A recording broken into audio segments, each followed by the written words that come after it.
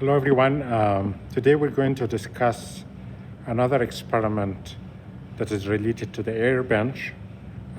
Today's experiment is called aerodynamic drag measurements.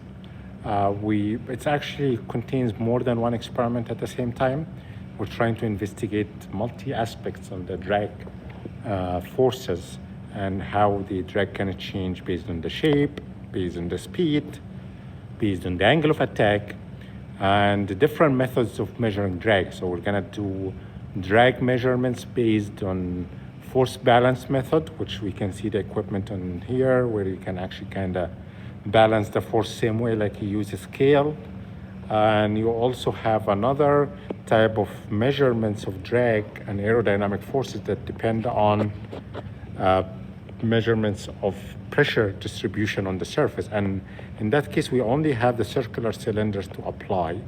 You can see a hole here where you actually can keep rotating this hole to scan the pressure distribution on the surface if we put this cylinder in the place of the airfoil that you see right now. Okay, so let's take one experiment at a time. The first one is the investigation of how the angle of attack will change the drag force. In that case, we have a control over the airfoil itself in terms of angle of attack. So we can actually see here, we can bring the airfoil to 0 angle of attack.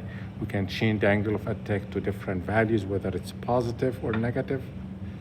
The airfoil that we're using here is symmetrical airfoil. So we're expecting to see the same profile whether we go positive or negative, but experiments has errors, so we want to make sure that you actually what you get and discuss it. So it can even open your eye on certain errors that you could end up with having in the setup.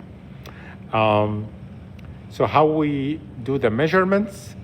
The measurements is done by using a force balance method, which mainly, in that case, we're going very kind of classical technique here, having a scale on the side that is pivoted around the 1 point. Once the drag force is generated due to the airflow, so right now we don't have any airflow. As you have airflow, this will be pushed downward by the amount of the drag, which creates kind of a uniform distributed force over the wing shape. So that uniform distributed load can be concentrated at the center. By the center here, we mean the center from this point here all the way to the pivot. This is the moment that's created around this pivot point. So we put this weight on the other end. We have two different weights, 40 grams and 10 grams. And we keep sliding it right and left until we reach a balance. When we have this balanced, now we can apply moment equation.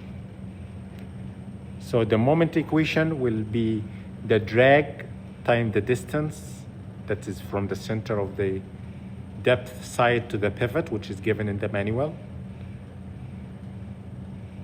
multiplied or equal to the moment due to that weight, which will be the mass times acceleration, gravity, in that case, multiplied by the length. The length here can see around 5 centimeters. So if you put the right units, you're gonna end up, the only unknown you have is the drag force. You can repeat this process when you replace the airfoil by a cylinder, which is this shape. And you also can repeat it if you replace this by a flat plate. The flat plate will be on the direction of the flow, facing the flow this way. So the flow is just gonna actually go vertically across this. So it creates actually quite a high value of drag. So if you're trying to compare or investigate the effect of the angle of attack, we repeat these measurements at different angle of attacks to find out how this will be affected. Second, based on the speed, which means we go with the air bench with a higher speed by the dial that we explained in the earlier video, you end up having different values of the drag force. The higher the speed, and that's probably we all know that, the higher the drag force. Drag coefficient is slightly different. So we don't try to show our data based on actual drag force. We always try to put the information based on coefficients. The reason we do that, and this is probably covered in fluid mechanics, aerodynamic classes, as well as even heat transfer, we like dimensionless values because you can scale up and down while keeping exactly the same value.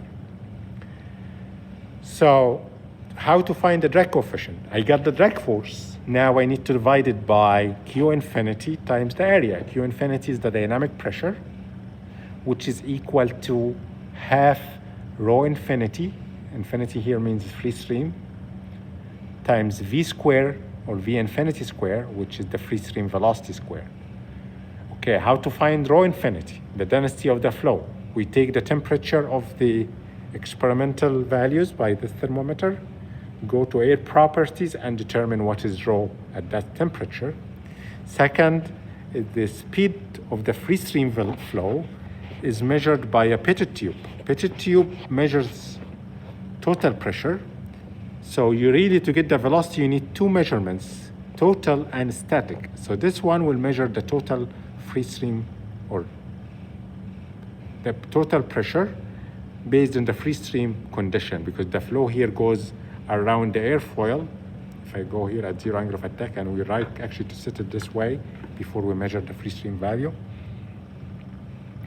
And you're getting the value for the total pressure of the free stream. This is connected to the manometer, will give you one line. The other line taken from the static Pettit tube that we have on the top here. It's another port that is meant to measure the static pressure. So the difference between the total and the static will give you the dynamic pressure that will allow you to find the free stream. Back to the equation is drag divided by Q infinity, which is half rho V squared that we found already, times the area. So the area here is the projected area in the flow direction. So it is the thickness of the airfoil, the maximum thickness of the airfoil in that direction, times the depth in the direction of the machine itself. So this is the area that we decided to use here to measure the drag coefficient. By the way, this is exactly the same area you have for the cylindrical case, because the maximum thickness of the airfoil is exactly equal to the diameter of this. And the depth is having the same depth for both of them. You can see here, when you install this inside, it's gonna give you exactly from one end to the other end. And it's also intentionally having exactly the same value for the flat plate. It goes the same depth, and the width of the flat plate having the same maximum thickness as well as the diameter of that shape. So the first experiment is to investigate the angle of attack on the drag, the effect of the angle of attack on the drag.